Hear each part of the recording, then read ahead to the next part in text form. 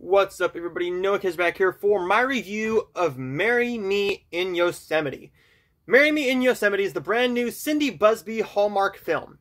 Zoe is a top photojournalist who has published many successful coffee table books featuring her images of iconic places. Her publisher wants her to take her next subject to Yosemite. So she heads west despite not being sure she can do justice to the majesty of the landscape. While there, she meets Jack, played by Tyler Harlow, newcomer to Hallmark, and pretty much newcomer to acting, an intriguing tour guide who opens her eyes to new possibilities as they take a journey together. He's basically helping her figure her way around the area so she can get the best possible pictures for her coffee table book. So, we do have a movie like this before. He's basically a tour guide showing her around the area so she can get good pictures.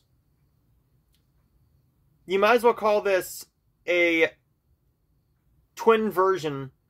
I mean, you could have done like a semi-sequel to this, but instead this is like Chasing Waterfalls.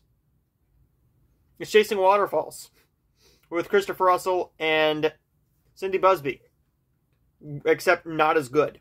It's definitely not as good as a film. No. The problem with this film is the title has almost nothing to do with the movie. Almost nothing to do with the movie. I'm not going to give spoilers away, but it has almost nothing to do with this film. What you could have done is you came up with a better title.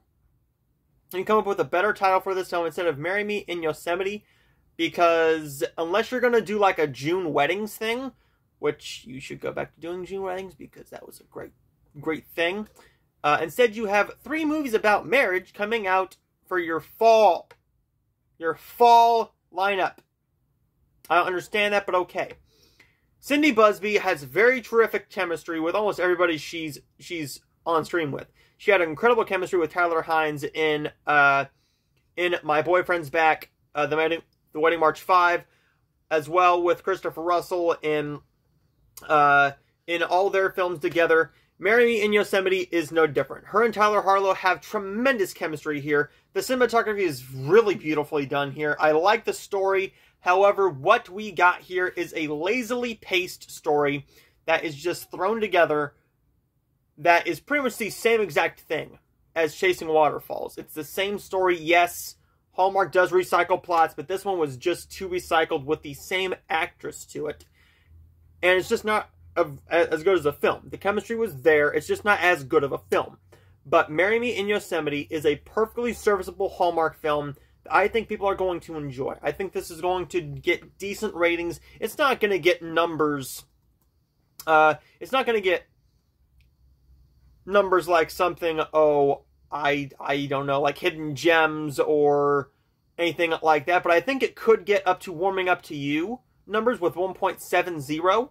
But I don't see it doing anything close to Welcome to Mama's or Feeling Butterflies or something like that. I really don't think so. This is not going to get to the 2 million range. I think you could get maybe 1.3 to 1.7, and I would be happy with that. If it goes over that, hallelujah, tremendous. But Marry Me in Yosemite, after people watch this film, are going to be sitting there wondering, what does this have to do with the marriage?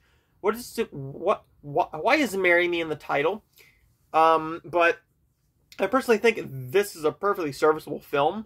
Nothing I'm probably ever going to watch again, unless it comes in a double feature with something like Love in the Limelight or Dating the Delaney's or something like that. But I think it's a fine Hallmark film. Nothing awful, but it's just a recycled plot with the title making almost no sense until you get to the very end of the freaking film. But Marry Me in Yosemite is a perfectly serviceable film that I'm going to give a C. There's my review of Marry Me in Yosemite. Nothing I'm ever going to watch again, but it was a Hallmark film. That's about it. See you guys for my review of Love's Portrait up next.